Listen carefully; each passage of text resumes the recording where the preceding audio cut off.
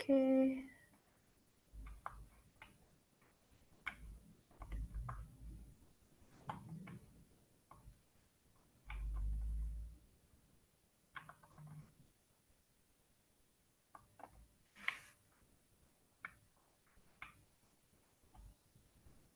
Okay, gonna give everyone a minute to keep joining.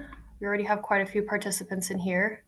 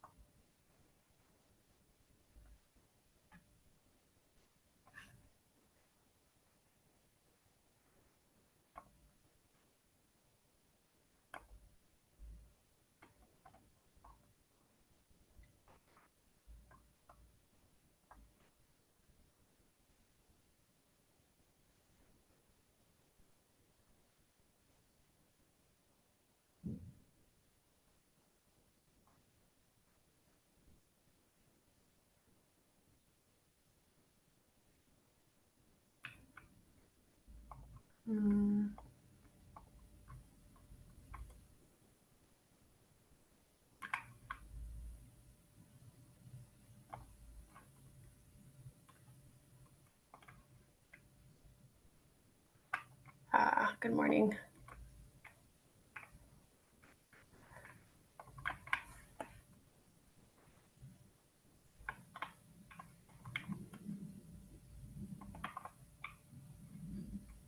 Okay, so I think we'll get started. We have already quite a few participants. If anyone has any issues with sound or hearing me, please let me know in the chat function. So welcome to the first Obelisk training webinar. I'm going to give a very short introduction to the Obelisk project, if everyone can see my screen. So the Obelisk project is a 5-year Horizon Europe funded project dedicated to understanding, predicting, and preventing obesity in children. So we have a number of clinical trials and different work packages working on research to fulfill this objective. And we aim to develop some evidence-based clinical guidelines, but also policy guidelines and best practices and preventative strategies to combat childhood obesity. And that's based on the 4 Ps approach, which are prediction, precision, participation, and prevention. For a short introduction to myself, my name is Leila. I work for the European Childhood Obesity Group, and we're a partner in the Obelisk project, and we are coordinating these training webinars. So just very quickly, the Obelisk training webinar series are a series that are aimed at any and all professionals who work in the field of childhood obesity. And we aim to provide some new insights and some learning and training opportunities based on the information and the research that we're getting from the Obelisk project. So there will be multiple training webinars held over the coming years, so keep an eye out for the next ones. And thank you so much for joining us on this first training webinar. And now I will stop sharing my screen and hand it over to our colleagues at the Technical University of Munich. We have Professor Stuart McLennan and also Marthe Smedinga, who will be sharing on the ethical, legal, and social implications of childhood obesity practices. So over to you. Great, thanks, Leia. Hi, everyone. Thanks for joining us. Yeah, as mentioned, my name's Stuart McLennan. I work at the Technical University of Munich. We're involved in the Obelisk project, leading the work package on ethical, legal, and social issues. So I'll just share my slides.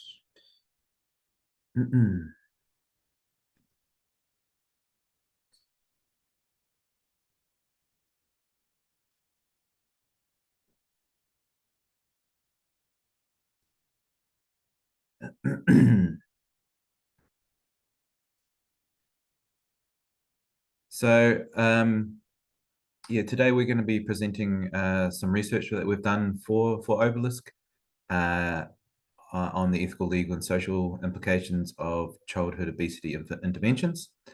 So I'll go over what we've done, and then there'll be an opportunity for questions and discussions. This is based on a systematic review that we've conducted. It's currently under review at Obesity Reviews, currently doing a revision for the journal. So any suggestions would be most welcome.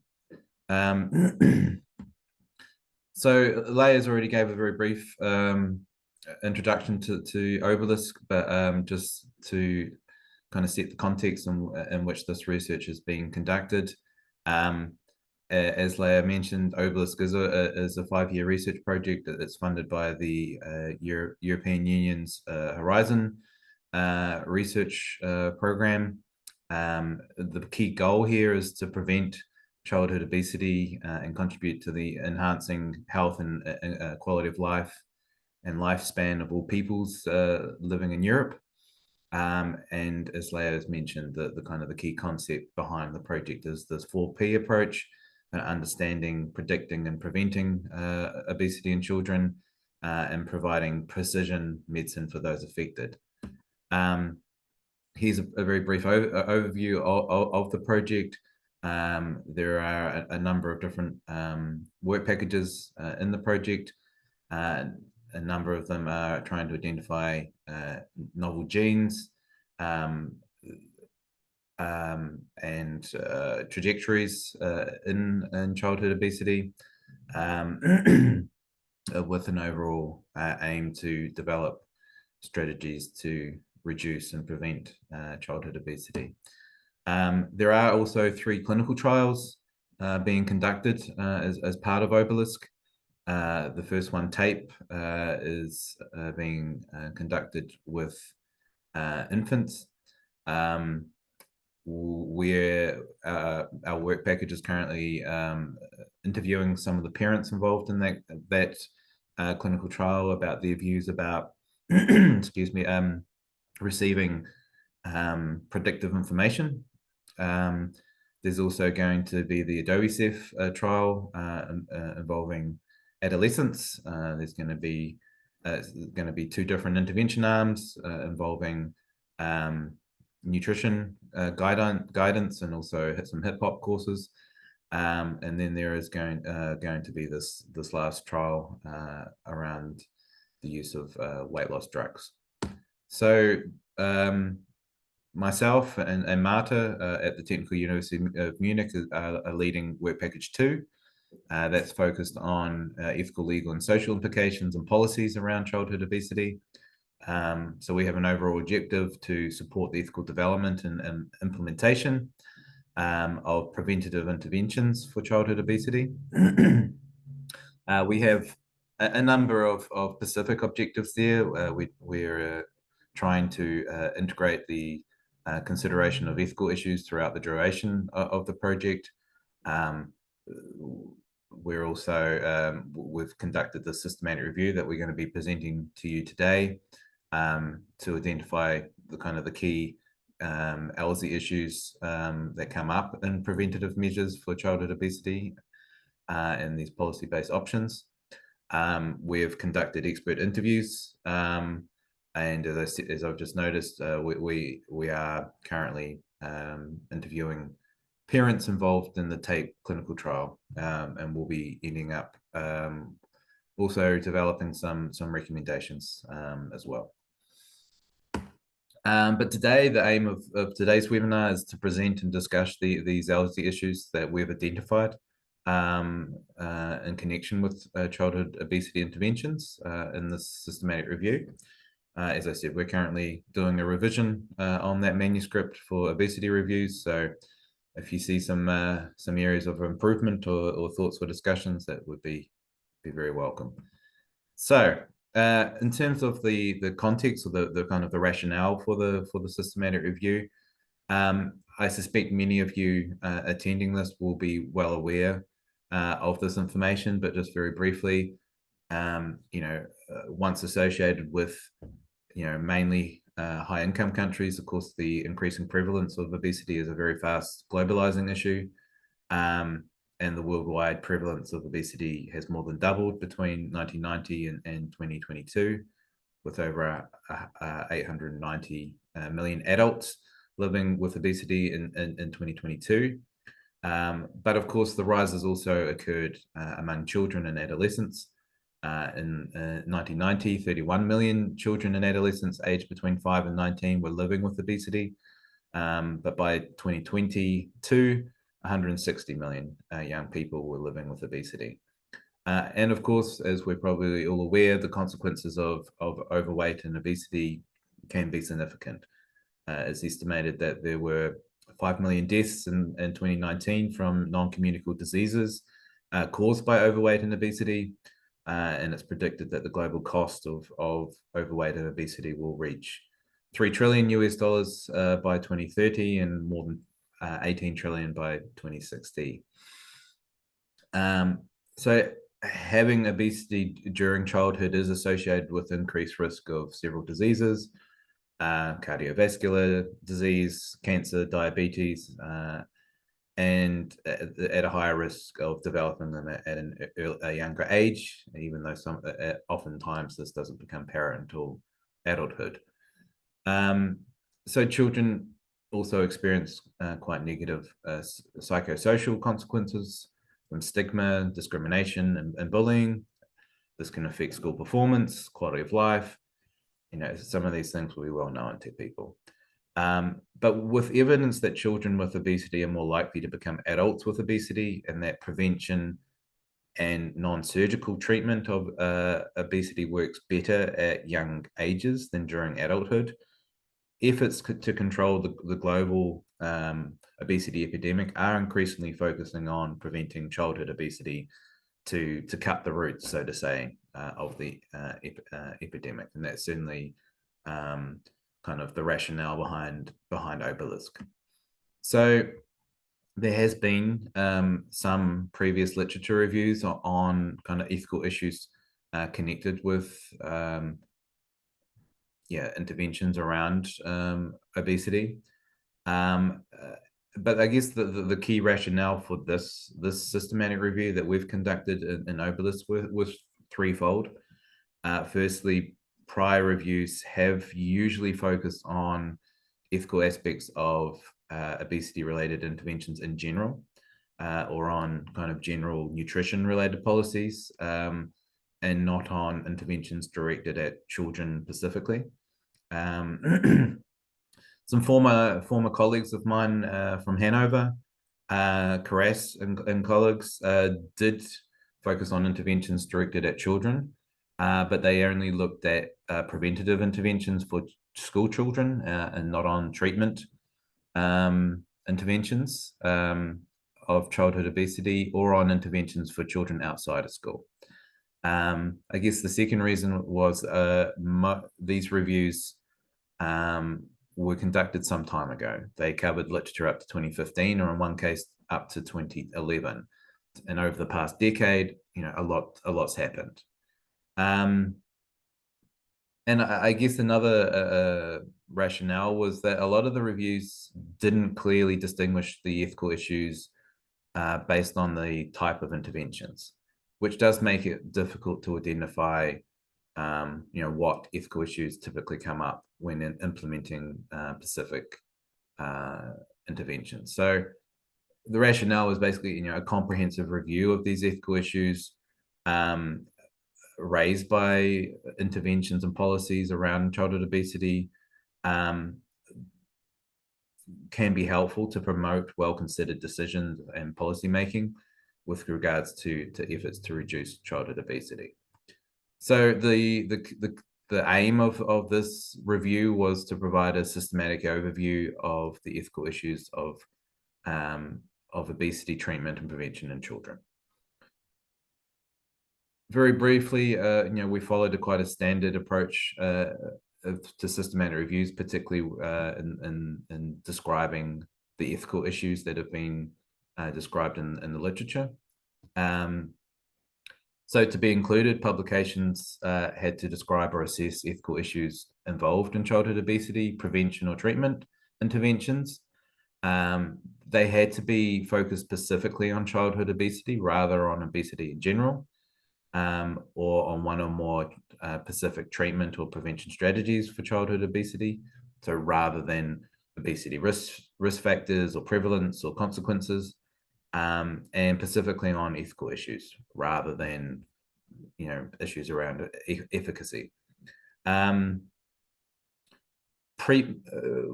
Prevention and treatment interventions were both covered in the review, because both are aimed at lowering childhood obesity rates, and in practice it can be quite difficult to distinguish between the two. So we haven't made a sharp distinction between prevention and treatment. That may be an issue you want to discuss later, but that's what we did. Due to the composition of the research team, only publications in English, Italian, French, and Spanish or German were included, and publications needed to be published up until the end of September in 2023. The methodological quality, beyond the fact that it was identified in these peer-reviewed journals, scientific databases, did not serve as a criteria for eligibility, as the quality of the publication was somewhat irrelevant for the purposes of identifying the spectrum of ethical issues in this field. Very standard in terms of developing the search terms. It was an iterative process where they were piloted and assessed against inclusion in a known set of representative literature. And in terms of data analysis, that was also quite standard in terms of using qualitative content analysis and ethical issues that accompany different types of interventions were identified. So in terms of what we found, so our literature search retrieved 4,637 publications, which is quite a lot, and it was quite an effort for my postdoc at the time and two student assistants to screen all of those for title and abstract. At the end of the day, 64 publications were included in the final analysis. In terms of the characteristics of these included papers, the majority of them, the vast majorities you'll see, came from North America and Europe. The remaining around 8% came from Oceania, so Australia and New Zealand, which will be noted later in the limitations section, actually. In terms of the article types that were included, most were ethical analysis. There were a number of empirical research, some literature reviews, legal analysis, guidelines and consensus statements, cost effectiveness studies, and there was one letter to the editor. So we identified a total of 11 different types of childhood obesity interventions, and they were each accompanied by several ethical issues. So I'm just going to go quickly through the interventions and kind of some of the key issues that came up in the literature. I would say that we didn't rank the importance of this. This is also not us endorsing these issues. This is simply a description of what was found in the literature, and we can discuss those later. So yes, I would just say this is a description of what we found, and there is no ranking of hierarchy in terms of importance. It's largely presented in an order that we found that made sense. So one of the first, we did distinguish between individual and community level interventions and more societal level, but that was just in terms of grouping. But one of the first interventions that we found was around predictive tests, so both genetic and non-genetic tests to predict a child's risk of developing obesity based on biological or social factors. This is playing an important role in Obelisk itself. Our colleagues have previously developed a risk prediction score for childhood obesity, and there are efforts in Obelisk to improve that risk prediction score. And as I said in our interviews with parents, we're examining how their kind of views and expectations around receiving such information. So in the literature, we found that such tests were seen to have a role in promoting appropriate and timely action, but there were a number of ethical risks or challenges that were identified. So this included things like the risk of malnourishment or enhanced obesity risk if behavioral risk factors were not appropriately understood. There were concerns that about a parent's ability to appropriately understand and action predictive information. There was a risk of stigmatization. Stigmatization is an issue that comes up quite frequently, and parental guilt and kind of causing obesity predisposition. There were concerns around the accuracy of the test, so both false positives and false negatives, and also how actionable this predictive information is. There were also ethical concerns raised around the financial costs and coverage of such tests, particularly genetic tests. Was there also concerns raised in the literature about that predisposition reduction measures may not be affordable or accessible to particularly economically disadvantaged families who are often most at risk. And there were also concerns about individual so-called de-responsibilization as a consequences of an overfocus on the genetic component of obesity. It kind of is out of our hands. It's determined by genetics.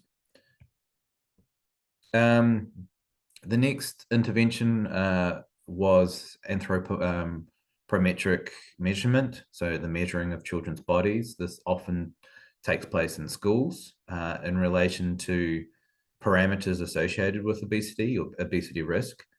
And while many thought that measurements could encourage children and families to seek medical care and undertake positive behavioral changes where needed, there were some ethical challenges identified here as well. This included things like the kind of the risk of reduced self-esteem and the risk of eating disorders, so-called counterproductive labeling, and the potential stigma for children with kind of abnormal parameters or measurements outside what's accepted normal. There were concerns around kind of family and children's autonomy, a kind of freedom of choice if the measurement is mandatory. Again, the issues around stigmatization of children outside of the parameters. Privacy concerns about the measurements and the communication. An issue that many of you will be aware of, kind of this debate about whether BMI is an appropriate measurement in children. Concerns around kind of cost burden on schools themselves and schools not having the budgets to implement accurate measurement programs or to kind of adequately protect data. And that how that there's a kind of a risk or a concern that these programs may not be effective in disadvantaged families who may fail to understand and act on the received information, and concerns around the inadequate responses if action is left to parents alone with no medical guidance. Diet and exercise, obviously a very well-known intervention, the often referred to kind of the eat less and move more kind of approach. And of course, this is kind of multifaceted individual, family, or school targeted programs and regulations to improve children's nutrition and increase their physical activity. Again, in the literature, it was pointed that while this can increase well-being in successful cases, but there were some challenges, some ethical risks around psychological harm from the intervention, which can cause weight stigma. It can kind of interfere with the freedom of choice of children and families, stigmatization of children involved in the programs, the risk of focusing too much on individuals rather than on social determinants. Also, there were concerns around uncertainty about the effectiveness of diet and exercise programs against other kind of social factors. There were also challenges around healthy food affordability, and concerns about school kind of having quite unequal budgets to implement programs. And again, kind of unequal financial burden for behavioral changes, as well for disadvantaged people in disadvantaged conditions. Counseling by a pediatrician or nutritionist concerning healthy nutrition and physical activity. I guess there were two main concerns here that raised in the literature about such programs.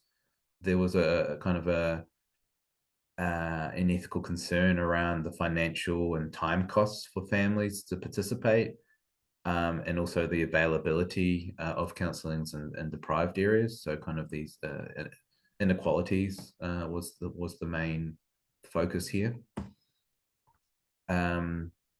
Monitoring devices, so the use of wearable devices to measure intensity and frequency of physical activity and track behavioral changes.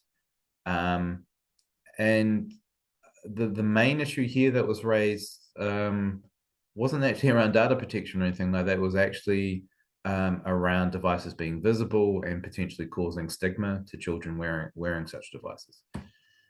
Pharmaceuticals, an issue that has obviously become very prominent in the past year or two. So weight loss drugs that typically work by suppressing appetite, increasing I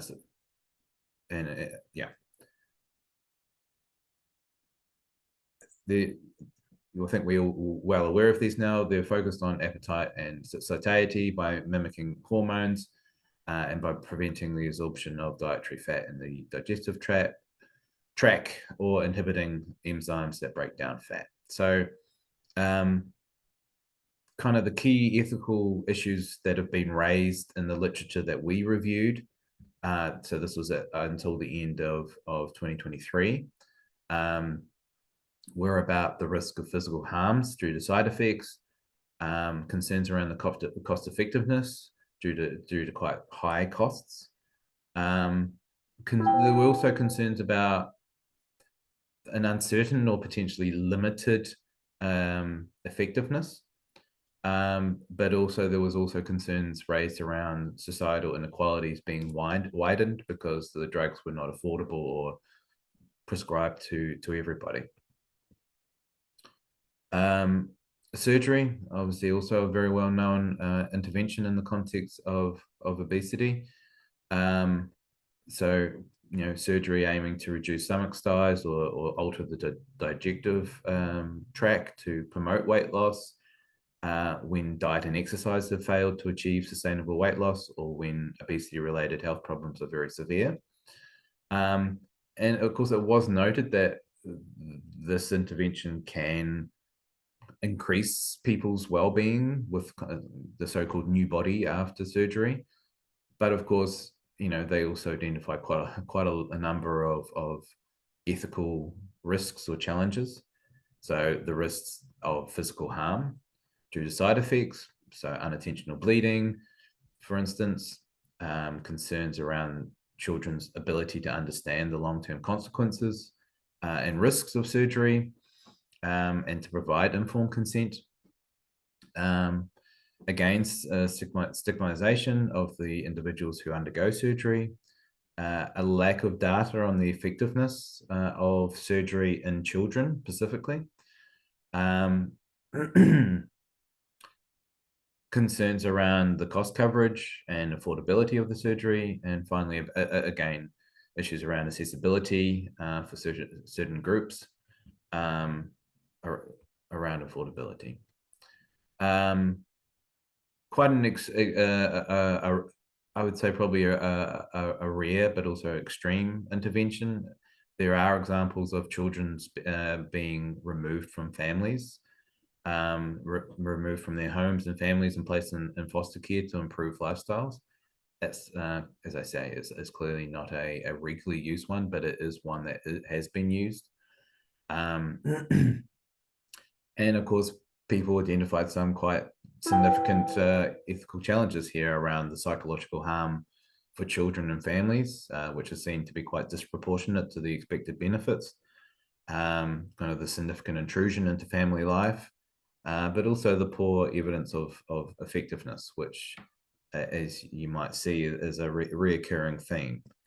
In terms of societal level interventions, advertising regulations are clearly a big one. Policies to regulate the advertising of food and beverages that target children.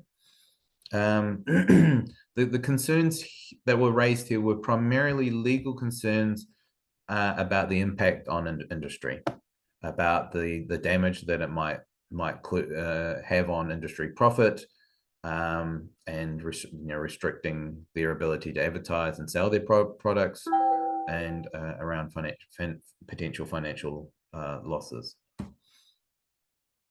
Taxes and subsidies. Also, sugar taxes and so forth are also quite well known and publicized in the media. So we are talking about taxes on unhealthy foods or beverages to de-incentivize buying, but also subsidies to incentivize healthy products. I guess the key issues here were, again, around poor evidence that these actually prevent or reduce obesity or unhealthy choices. Increased cost burden on buyers of products irrespective of their health, and the disproportionate burden on economically disadvantaged people. So kind of health, nutrition, education or information. So this is primarily about nutritional content or labeling to make it easier to assess food. And the key ethical challenges here were around kind of state control over people's attitudes, concerns that education programs might contribute to stigmatization of obesity. Again, uncertainty around how effective they actually are. Concerns around the public costs of these programs, particularly given the uncertainty or lack of evidence for their effectiveness.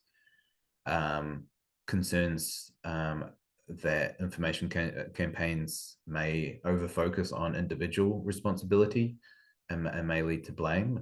It's an issue that we'll return to in the discussion.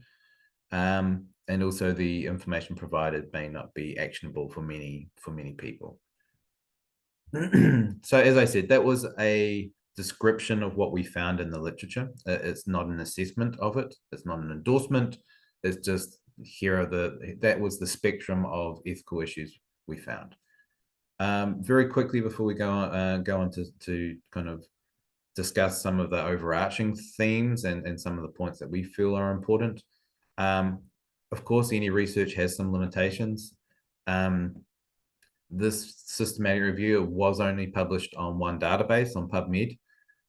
For most traditional, particularly quantitative systematic reviews, they would usually be including more than one database. However, in the previous research has found that systematic reviews in the bioethics field and the ethics field,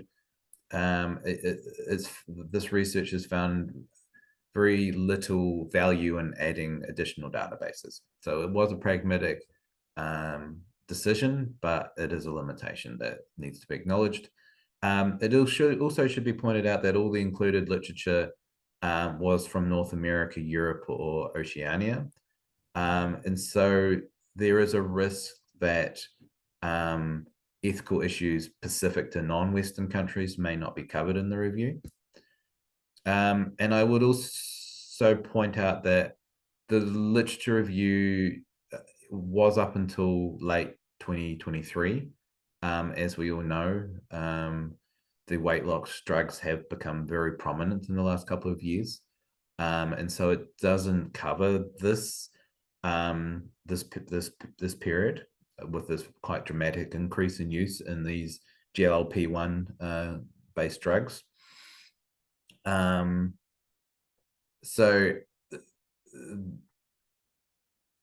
it hasn't been, these issues haven't largely been covered in the literature though. Focused on children, I would say. There are some papers emerging on the ethical issues of using these drugs in adults generally.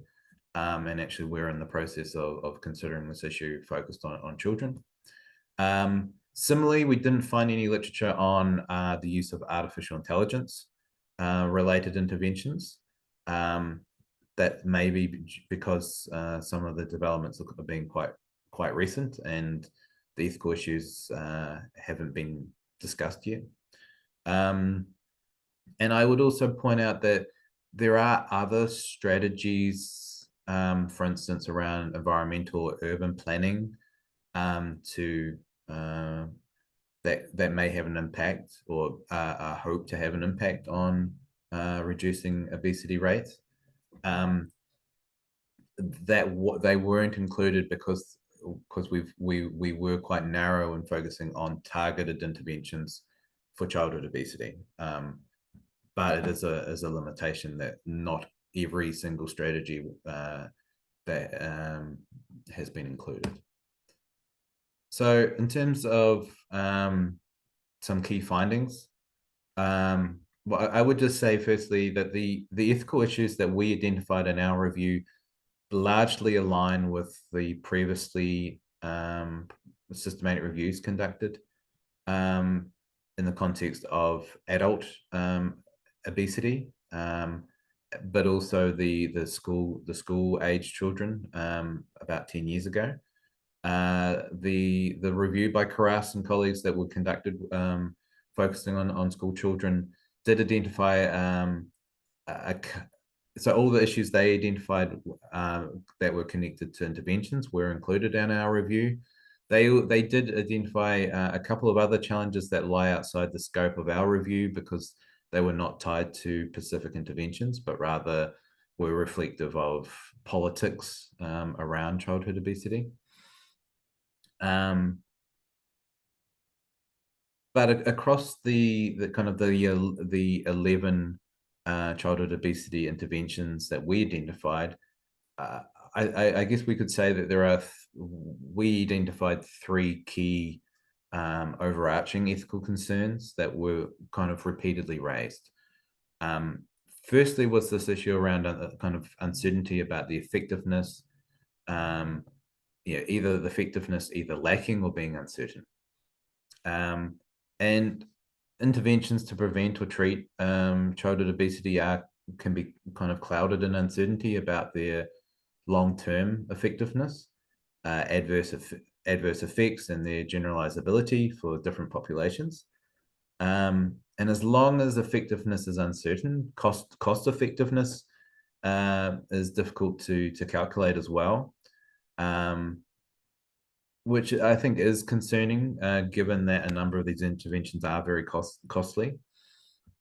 And this uncertainty around effectiveness of available interventions has raised questions around the need for predictive testing for obesity as well, an issue that we can maybe discuss as a group. The second overarching theme that we felt that came up was this issue of harms of interventions. So the discussed interventions aim to prevent further harm caused by obesity, but they can also cause harm themselves. So the potential harmful side effects from these preventions and treatments they range from medical risks around surgery. So about 8% of patients undergoing bariatric surgery require reoperation within 3 years because of leaking or bleeding. The side effects of drugs, so for instance, mineral deficiencies, to psychological harm due to stigmatization, due to being identified as different or potentially creating a sickly relationship with food and one's own body, because of ongoing weight management and lifestyle interventions. And possibly one of the most extreme reported side effects is the great emotional pain resulting from removing children from their family and replacing them in foster care to promote weight loss, even though the approach hasn't been proven to be beneficial. And the harm that is repeatedly described as a persuasive problem for children is the weight stigma, and some interventions are reported to worsen this. And of course, weight stigma is driven by beliefs that body size is easily in control of the individual and a matter of discipline and not being lazy. It is experienced by children as well as their parents. Children can experience stigma from all angles in society when undergoing interventions, from themselves, so self-stigma, from their parents, from health professionals, and of course their other school children. And parents feel stigmatized as well when their child is identified as having obesity, or ashamed or guilty. And stigma is known to worsen obesity by creating even more barriers for weight loss and negatively impacting a child's self-image. And so children, as research has found that children and parents may even refuse to participate in health programs because of the fear of stigmatization and bullying, or avoid explicitly talking about it. So of course, for this reason, it's recommended that the efforts to avoid stigmatization and counterproductive labeling when implementing such interventions, and there are examples of such programs being developed and implemented.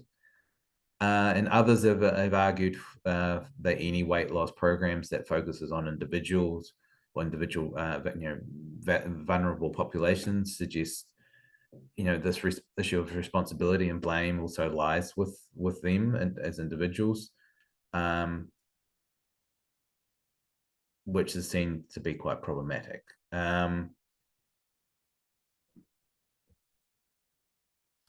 finally, this issue of inequalities.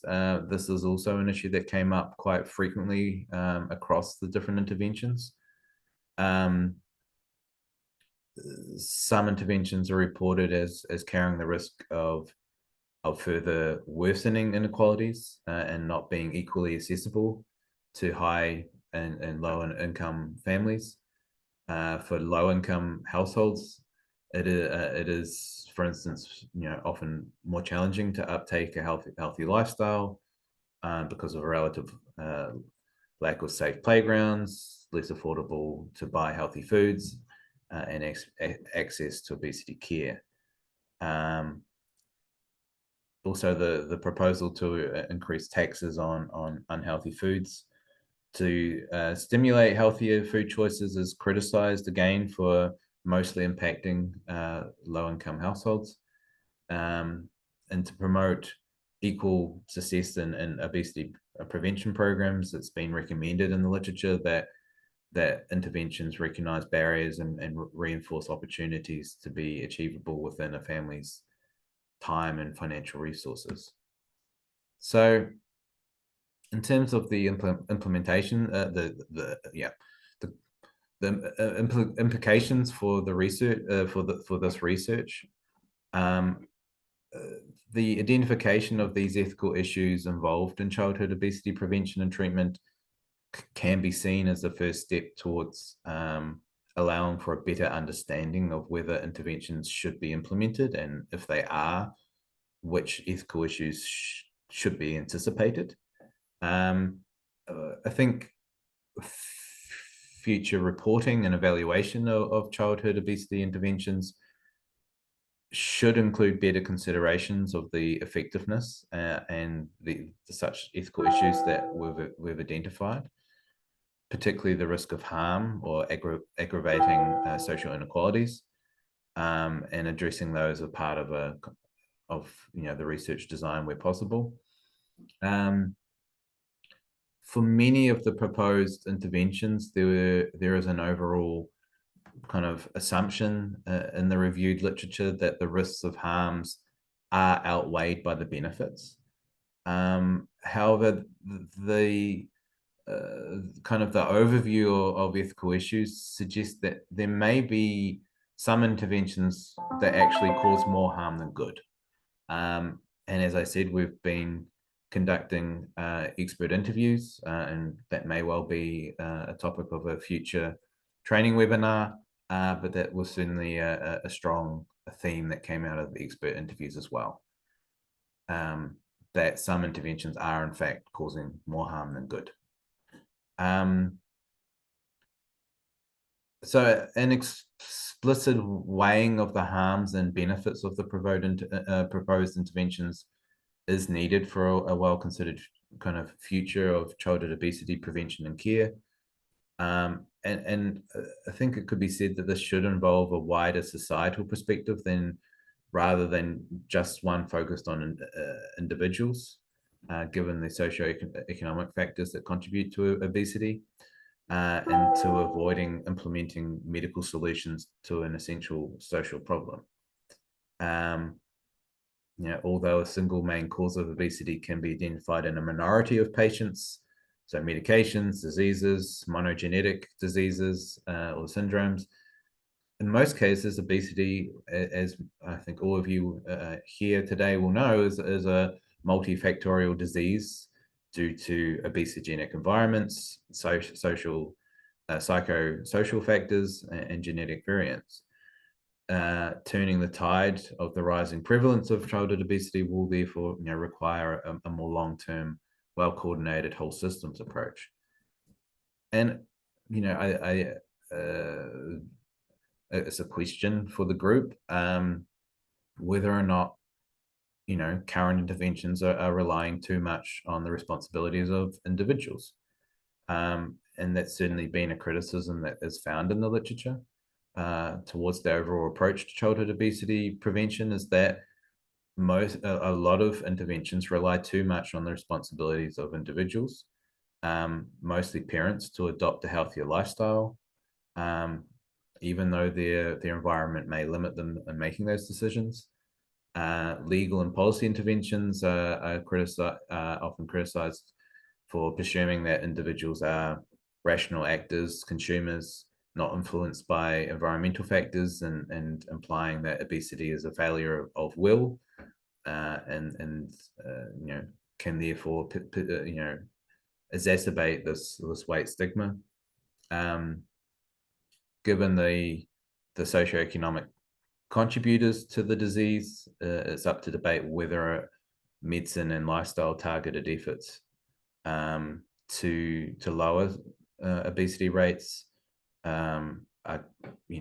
is going to be effective, and it's been argued and that interventions should be focused more on this kind of systemic causes of obesity rather than on individuals. So that's what we found, and some of our thoughts, again, many supported in the literature. We'd be very interested to hear about your questions or comments or thoughts about what the review found, and about some of the thoughts around kind of the overarching key findings and implications for the findings. So at this point, I'd be happy to open it up to questions or comments to the participants. Yes, so thank you so much, Stuart, for that presentation. So for all the participants, if anyone would like to ask a question, you can either Raise your hand by using the reactions at the bottom of your screen, or you can also use the Q&A function if you'd like to type in a question and then I can read it out for Stuart to answer, or a comment, either way. But I already see that Thorkild has a question, so I'm going to allow you to talk. You can go ahead and unmute yourself and ask your question or make your comment.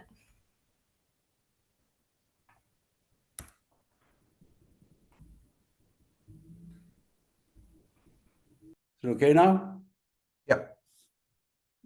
Thank you very much. This is really excellent. And but I have two concerns that you might be interested in.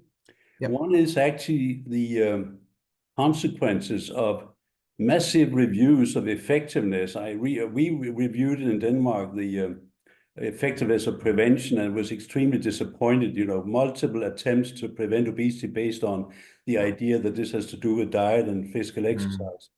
Failed. And now a new report recently came a few months ago from the NICE Institute in UK, confirming our finding and even expanding them.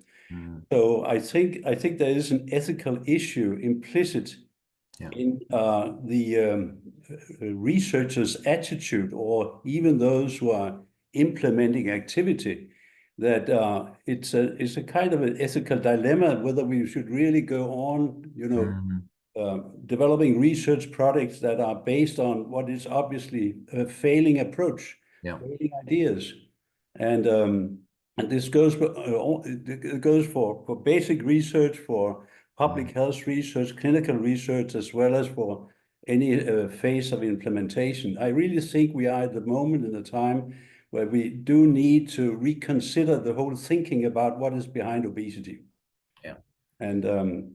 And this is a long story, of course, but I thought there was an ethical dimension here that is worthwhile to consider in your review as well. Yeah. No, thank you. I completely agree. And as we pointed out, that kind of lack of effectiveness was a key point. And I guess the question is, well, what's the appropriate response? And as you say, that, you know, as you're finding that people just keep doing it, which is maybe probably not the ethically appropriate response, but it's to reconsider where is the real problem and where should we be targeting. I can only thank you for your comment and say that, yeah, I think it's a good point, and one that we could maybe strengthen a little bit in the discussion, that this kind of continued testing for effectiveness of these individually targeted interventions probably isn't the appropriate way to go forward. I have another question also, if it's okay. Go for it. Yeah. And this is about the distinction between prevention and treatment. Yeah. My background is in epidemiology and clinical epidemiology and public health and so forth. Yeah. And it's becoming increasingly clear to me that it's actually not a good idea to not distinguish very clearly between the prevention and treatment activity. Treatment is focusing, which is for the medical doctors, on a person who has a need to do something.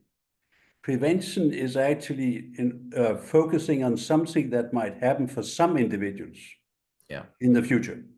And that actually implies a complete difference in the ethical situation. For the treatment of a sick patient, it's very clear we have an obligation to do whatever we can to treat the current problem that is manifested in this patient.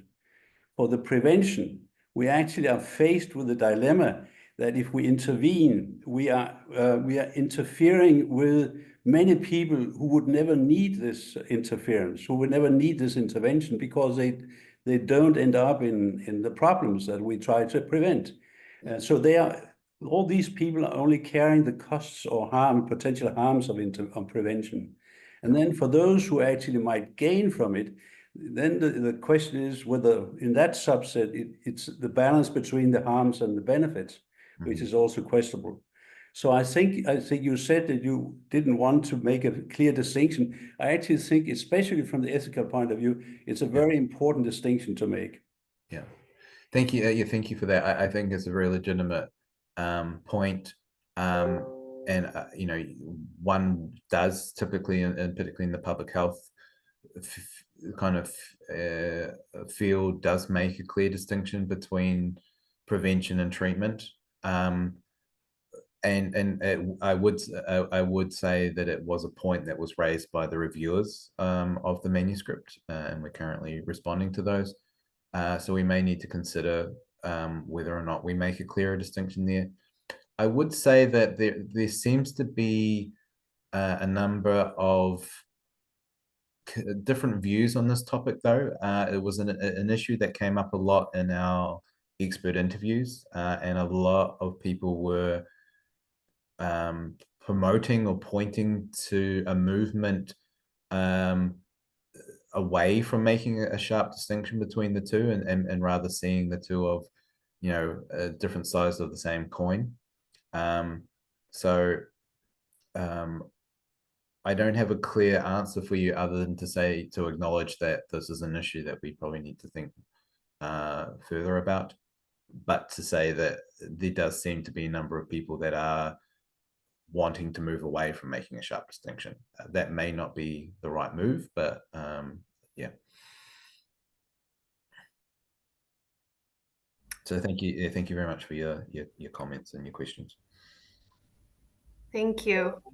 So we have a question in the chat as well from Terry Kovumaki. Sorry if I mispronounced your name.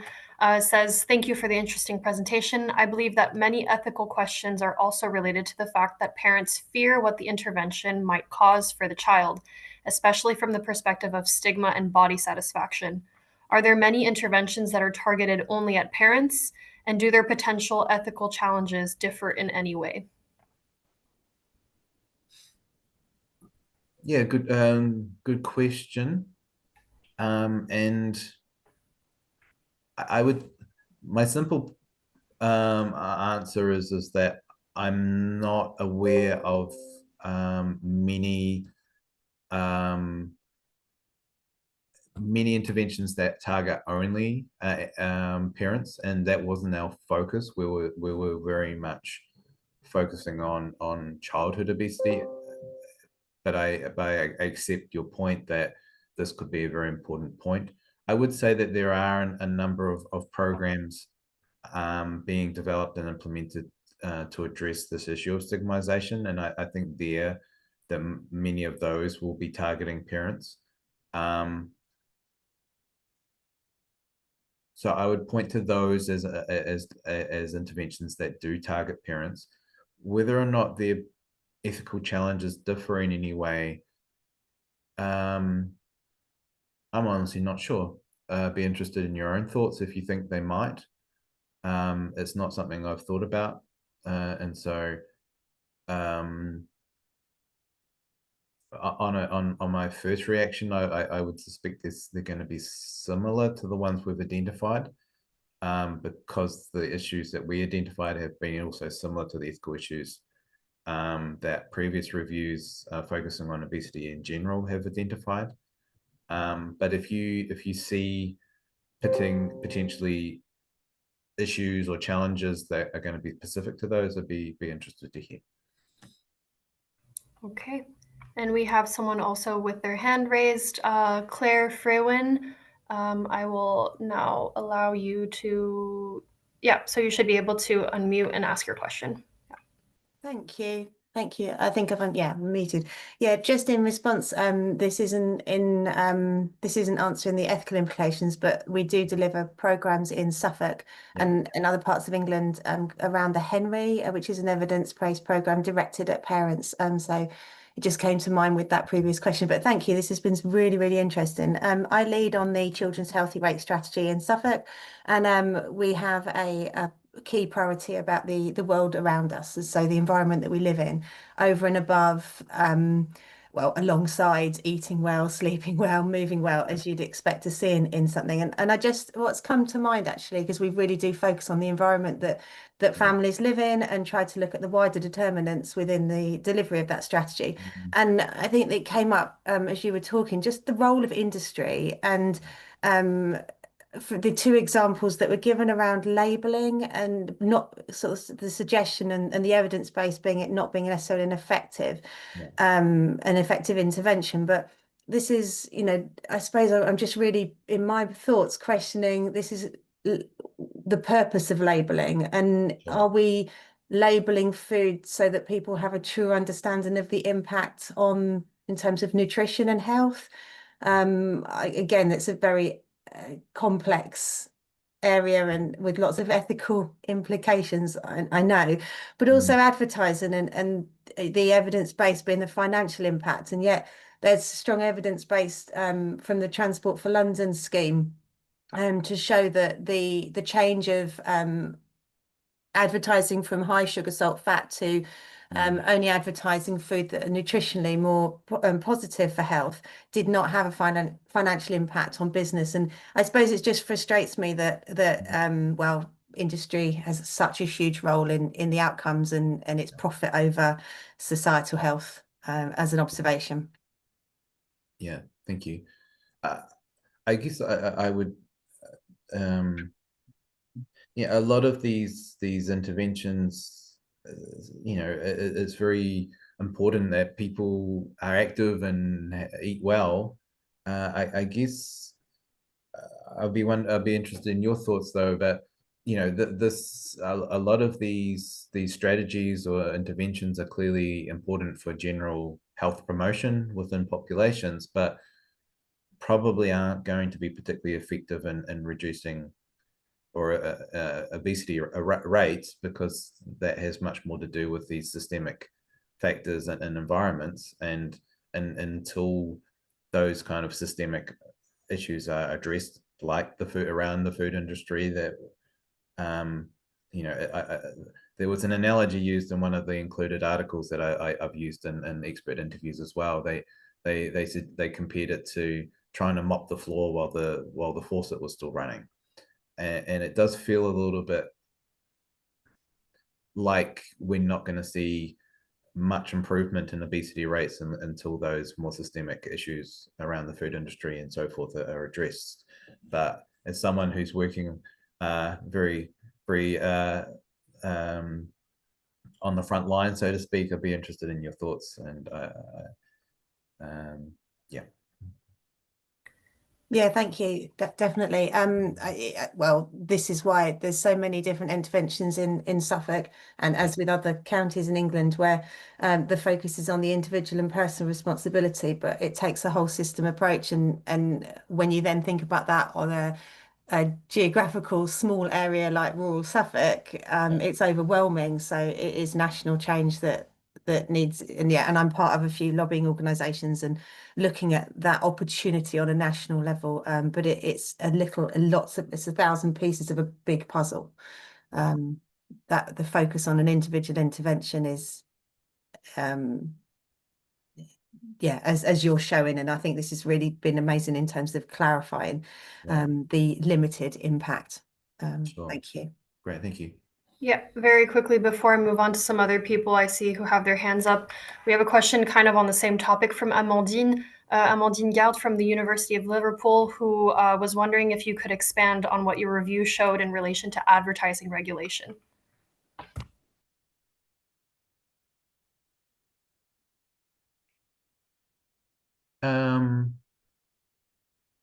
Yeah, good question. That was very much focused on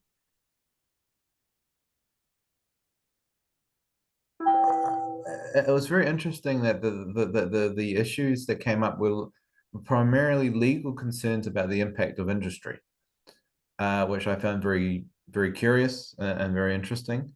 And I certainly have heard, you know, actually the last ECOG conference that was held last year, we had the Minister of Health in Belgium talk about, you know, his efforts to more appropriately regulate the food industry, and the pushback that he got from his colleagues around kind of not being a nanny state and not, and I think that needs more discussion, because I think it is problematic there. I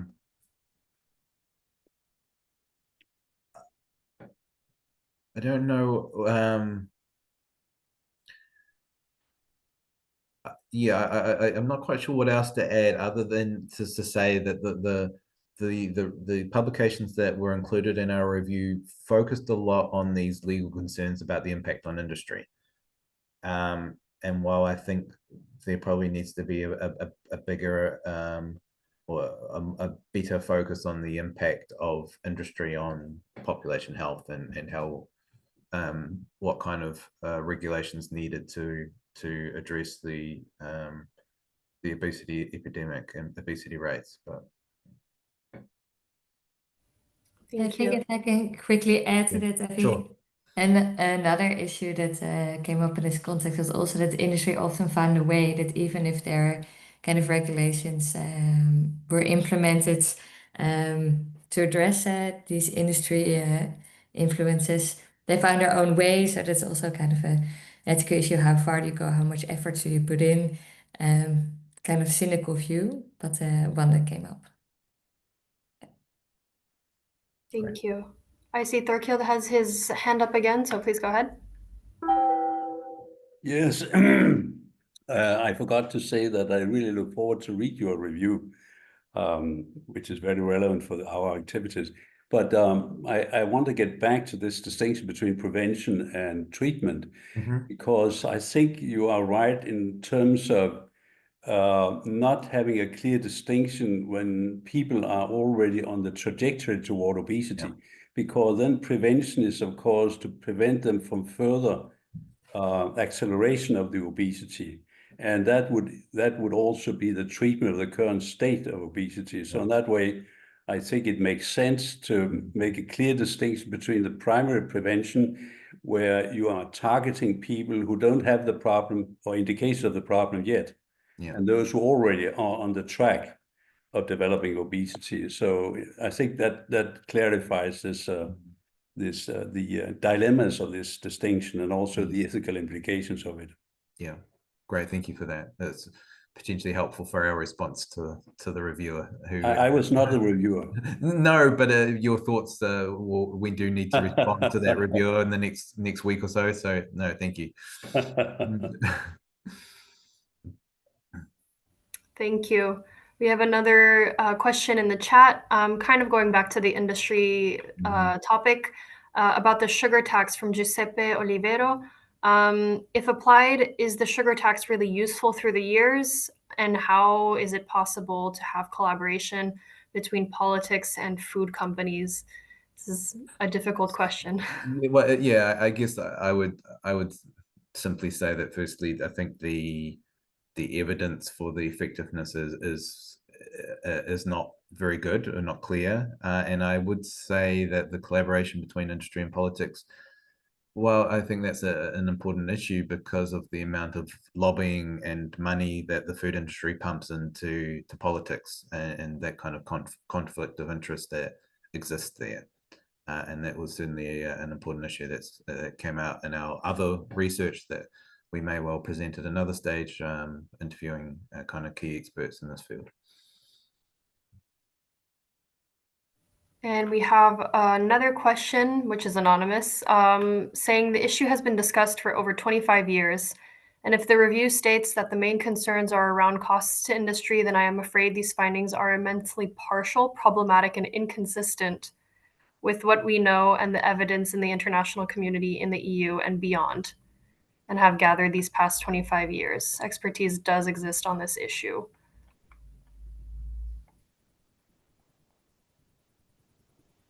Yeah, it's a little unclear. It's I mean, yeah, I'm not sure if this is a yeah,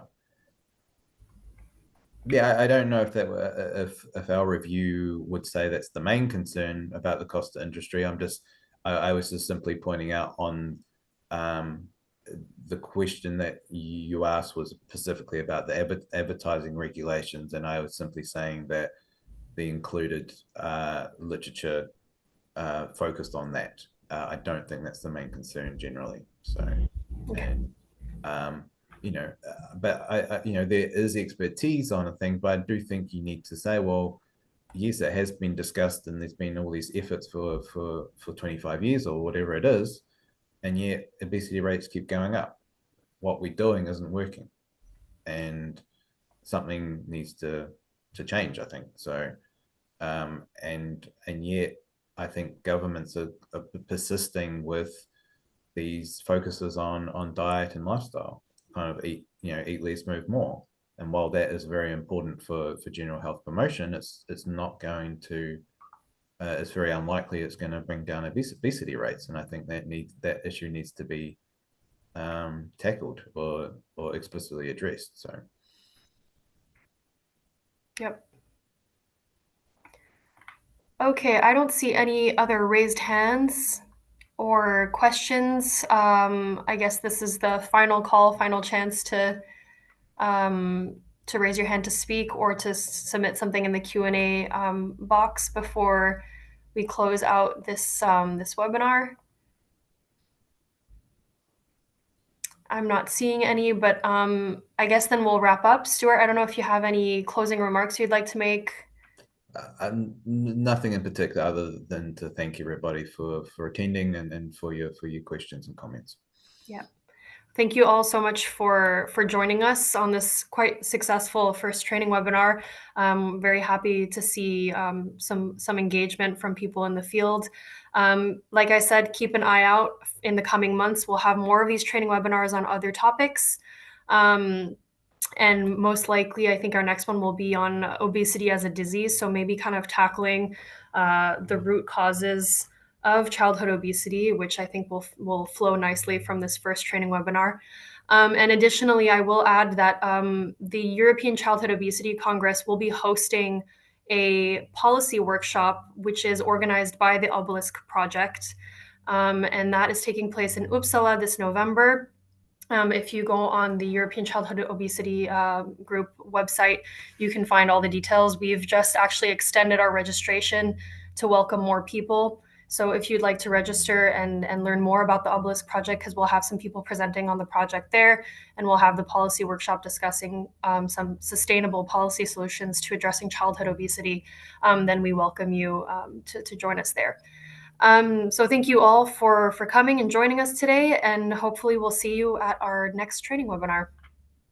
Have a great day, everyone.